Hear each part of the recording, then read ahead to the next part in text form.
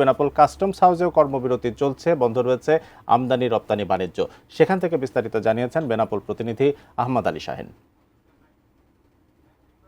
রাজস্ব board NBR এর বিলুপ্ত অধ্যাদেশ বাতিল এবং টেকসই রাজস্ব সংস্কারের দাবিতে দেশের অন্যান্য স্থানের ন্যায় বেনাপোল কাস্টম হাউসে চলছে কর্মবিরতি। সকাল 10টা থেকে বেনাপোল কাস্টম হাউসে কোনো কাজ হচ্ছে না, অধিকাংশ টেবিল খালি দেখা গেছে।